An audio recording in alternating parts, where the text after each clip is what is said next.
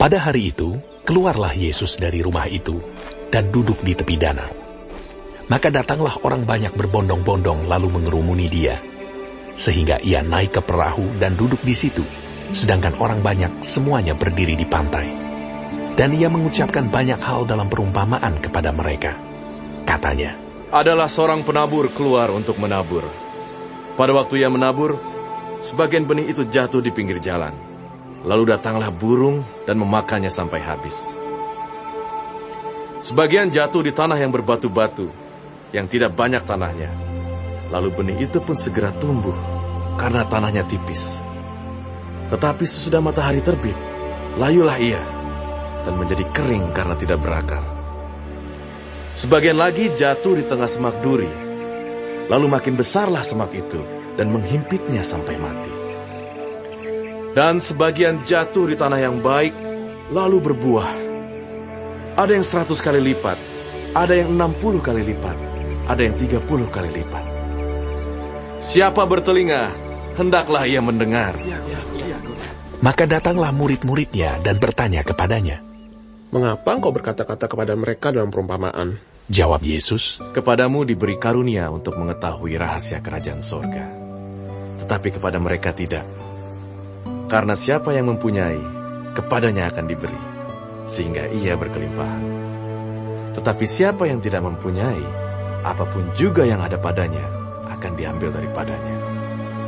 Itulah sebabnya aku berkata-kata dalam perumpamaan kepada mereka. Karena sekalipun melihat, mereka tidak melihat, dan sekalipun mendengar, mereka tidak mendengar dan tidak mengerti. Maka pada mereka genaplah nubuat Yesaya, yang berbunyi, kamu akan mendengar dan mendengar, namun tidak mengerti. Kamu akan melihat dan melihat, namun tidak menanggap. Sebab hati bangsa ini telah menebal, dan telinganya berat mendengar, dan matanya melekat tertutup. Supaya jangan mereka melihat dengan matanya, dan mendengar dengan telinganya, dan mengerti dengan hatinya, lalu berbalik, sehingga aku menyembuhkan mereka. Tetapi berbahagialah matamu, karena melihat, dan telingamu karena mendengar. Sebab aku berkata kepadamu, sesungguhnya banyak nabi dan orang benar ingin melihat apa yang kamu lihat, tetapi tidak melihatnya. Dan ingin mendengar apa yang kamu dengar, tetapi tidak mendengarnya. Karena itu, dengarlah arti perumpamaan penabur itu. Kepada setiap orang yang mendengar firman tentang kerajaan sorga, tetapi tidak mengertinya, datanglah si jahat, dan merampas yang ditaburkan dalam hati orang itu. Itulah benih yang ditaburkan di pinggir jalan. Benih yang ditaburkan di tanah yang berbatu-batu ialah orang yang mendengar firman itu dan segera menerimanya dengan gembira. Tetapi ia tidak berakar dan tahan sebentar saja. Apabila datang penindasan atau penganiayaan karena firman itu, orang itu pun segera murtad.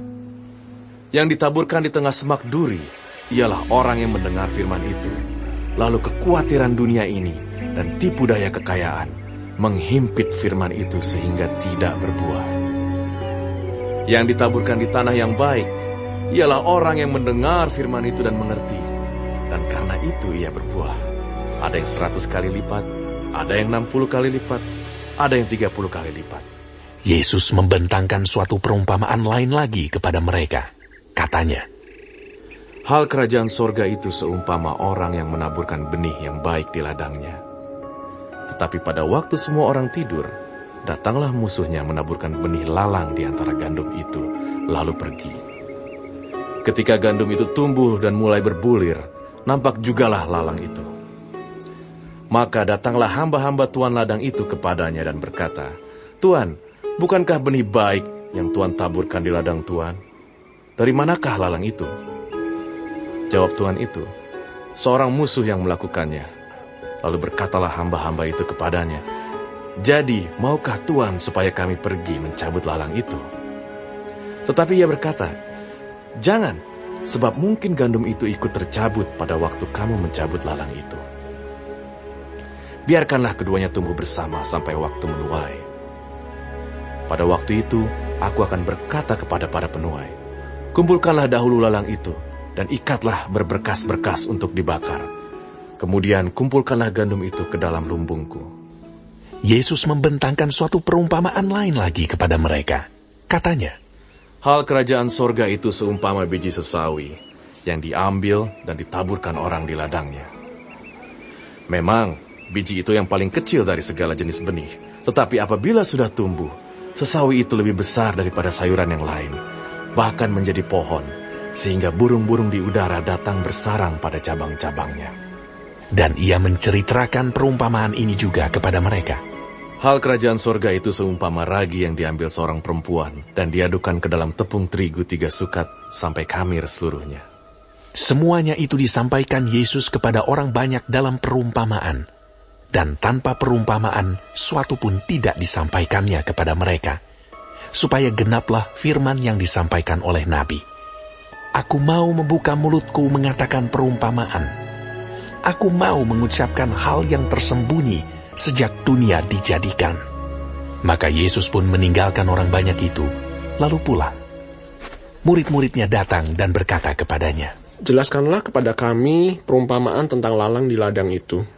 Ia menjawab, katanya, orang yang menaburkan benih baik ialah anak manusia. Ladang ialah dunia. Benih yang baik itu anak-anak kerajaan, dan lalang anak-anak si jahat. Musuh yang menaburkan benih lalang ialah iblis. Waktu menuai ialah akhir zaman, dan para penuai itu malaikat.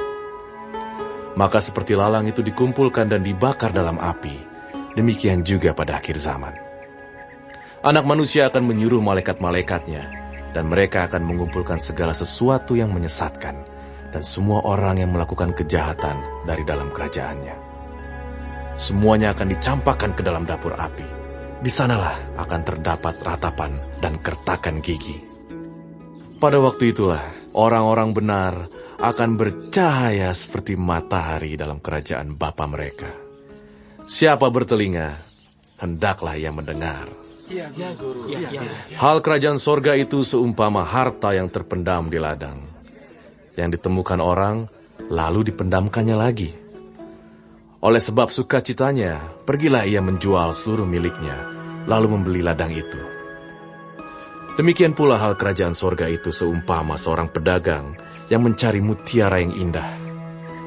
Setelah ditemukannya mutiara yang sangat berharga, ia pun pergi menjual seluruh miliknya, lalu membeli mutiara itu. Demikian pula hal kerajaan sorga itu seumpama pukat yang dilabuhkan di laut, lalu mengumpulkan berbagai-bagai jenis ikan. Setelah penuh, pukat itu pun diseret orang ke pantai. Lalu duduklah mereka dan mengumpulkan ikan yang baik ke dalam pasu, dan ikan yang tidak baik mereka buang. Demikianlah juga pada akhir zaman. Malaikat-malaikat akan datang memisahkan orang jahat dari orang benar, lalu mencampakkan orang jahat ke dalam dapur api. Di sanalah akan terdapat ratapan dan kertakan gigi. Mengertikah kamu semuanya itu? Mereka menjawab, Ya, kami mengerti. Maka berkatalah Yesus kepada mereka, Karena itu, setiap ahli Taurat yang menerima pelajaran dari hal kerajaan sorga itu, seumpama tuan rumah yang mengeluarkan harta yang baru dan yang lama dari perbendaharaannya. Setelah Yesus selesai menceritakan perumpamaan-perumpamaan itu, ia pun pergi dari situ. Setibanya di tempat asalnya, Yesus mengajar orang-orang di situ di rumah ibadat mereka. Maka takjublah mereka dan berkata, Dari mana diperolehnya hikmat itu dan kuasa untuk mengadakan mujizat-mujizat itu? Bukankah ia ini anak tukang kayu? Bukankah ibunya bernama Maria dan saudara-saudaranya Yakobus, Yusuf, Simon, dan Yudas? Dan bukankah saudara-saudaranya perempuan semuanya ada bersama kita? Jadi, dari mana diperolehnya semuanya itu? Lalu mereka kecewa dan menolak dia. Maka Yesus berkata kepada mereka, Seorang nabi dihormati di mana-mana, kecuali di tempat asalnya sendiri dan di rumahnya. Dan karena ketidakpercayaan mereka, tidak banyak mukjizat diadakannya di situ.